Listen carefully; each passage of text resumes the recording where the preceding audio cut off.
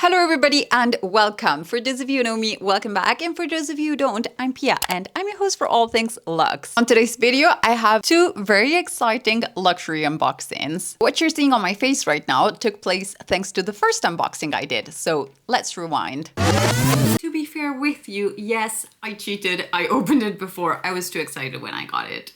I still haven't tested out the products. Some of them I know already, some of them are new to me. These are the goodies we're gonna be testing out today. So I've received goodies from Nars, is one of those brands that makes me want to pinch myself. From an OG YouTube point of view, way back when, circa 2010's YouTube. Nars was one of those first names that repeated itself across different channels, and having the Laguna bronzer was like a rite of passage to proclaiming oneself a beauty guru. Now, as we all know, I'm just a big fan of makeup. I'm in no way, shape, or form an expert at it, but I can tell you, the younger girl inside of me watching YouTube in her bedroom almost 14 years ago was jumping with excitement when I got this package. The best part about it is that almost a decade and a half has gone by and Nars is still standing strong. So without any further ado, let's test this goodies. In honor of the YouTube OG lovers out there like me, I'm going to start off with testing the iconic Laguna bronzer.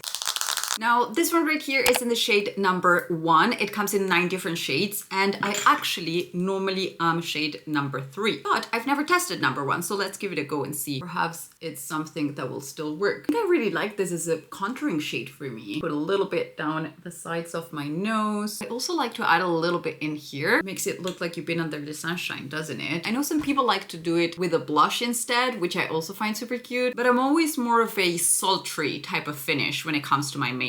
Whereas if we add a little bit of blush in here, it makes you look a little bit more mignon. Definitely coming with me on my holiday. On days like today, when I'm not wearing my full-on super bronzed makeup, I can get away with wearing shade number 1. Just in case you're wondering, the undertones for this one will be neutral. They've also sent 2 shades of the highly trending right now Afterglow liquid blush. We saw this one all over at the Met Gala. Everyone's been obsessed with it on the other apps, if you know what I mean. So I got the shades Brazen and Behave. Brazen is the type of perfect spring summer shade. It's a curly peachy tone, and both of them come with this type of doe foot applicator. Their formula is quite buildable, so I'm gonna start off easy with it, and I'm gonna go in with Behave because it's a little bit of a mauvey type of shade, which I think will be a little bit more in tune with the makeup I'm doing today. Up, up, up. In order to blend my liquid blushes, I like to go in with the same brush that I did my liquid foundation a little bit earlier, and that's gonna help with everything blending in together easily.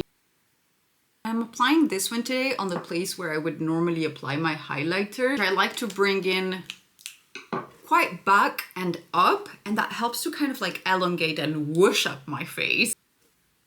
Definitely a shade I could incorporate into my everyday makeup style. With the last bits remaining on my makeup brush, that's when I'll hit the apples of my cheeks that I don't have very pronounced. We're gonna cheat our way through it, because that's the beauty of makeup, isn't it? It's one of those cloudy but sunny but cloudy days at the same time. Please excuse me if the light keeps changing up today. Now finally, from the lips department, I received 2 different products. The first one is going to be number 182 in the shade Endless Love, which is a maple type of red. The deepness of the tone in this will look lovely with, I don't have it right here, but there's this type of like dark, very thick linen dress that I'm planning on wearing on one of the night outs very soon, and I know this is what I'll pair it with. The next one is from their powermatte lipstick collection. Now, these ones are just absolutely gorgeous to look at. They're those type of very thin bullet lippies. Mine's in the shade Sweet Disposition, which is the perfect type of beigey rose that I always tend to go for on a daily basis. Now I'm going to marry that with some lip liner, either Hot Gossip or just a classic Pillow Talk. But you know what, let's do Hot Gossip.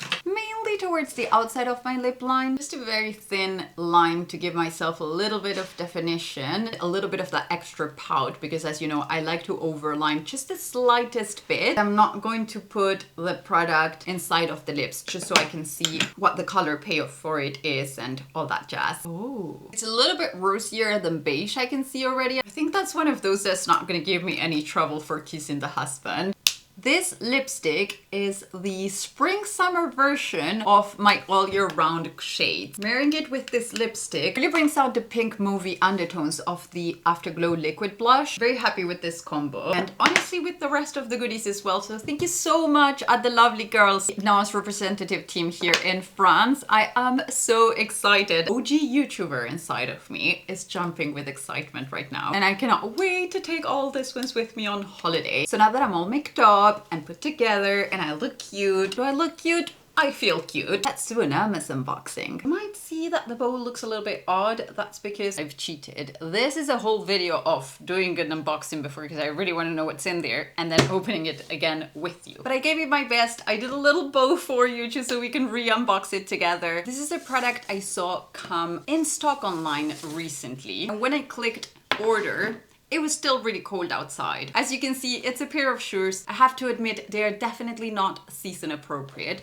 but a pair I wanted to get my hands on. I remember when I wanted them first, it was really cold outside. When I finally found them available on my size online just a couple of days ago, it was still really cold outside. So I was like, do you know what? It looks like spring's not anywhere to be found in France. I'm going to need these. Well, it turns out spring is here. And as you can see, I'm wearing a light silk shirt top. It's super hot outside. We even went tanning at the beach this weekend. These are a pair of Shearling Oran sandals. The color for them is called beige argile, and it's a beautiful, really neutral type of beige that looks like the perfect type of at-home shoe for when the months are a little bit colder, and perhaps also a shoe that's easy to get in and out of on days when I'm going to be out shopping and trying on different pieces, for example. In wintertime, when it comes to wearing boots, can be a little bit tricky. As with most Oran sandals, the heel is made of wood, and then there's a little bit of a rubberized end right here, while the rest of the sole will be made in leather. A pair that will seamlessly blend into any wardrobe that's very much into the neutrals, but also why not put it on an outfit with a little pop of color. Like I said, I did pre-unbox this ones, and I can tell you they are as comfortable as it gets. A little interesting detail to mention about this pair is that I sized on them my normal size, whereas usually with all my other leather and denim Oran sandals, I tend to size half a size up. So my regular size will be a 38 in Europe, which is an 8 in the US, and for Oran sandals I always go for a 38 and a half. However, these ones are a size 38 and they fitted perfectly, which has been the same case for me when it comes to cheaper and Empire sandals as well. So other than this one, this is my first pair of Orans this year. I might crack for a pair of Rouge Ash later for high summer. And so I don't know if the whole sizing for all the Oran sandals has changed or if it's got something to do with the shearling in it. So if any of you girlies that tend to size up on your Orans have sized up this year on your leather Orans, do let me know in the comments also. I'm gonna pull off my trusty tape measure, and that way, if any of you are planning to get yourself a pair of these ones and are hesitant about the sizing because of what I'm telling you, I'm just gonna measure these ones and you can take them as a reference if you want. Down the center, top to bottom, that will be 24.5 centimeters, a true 38 basically. Thank you.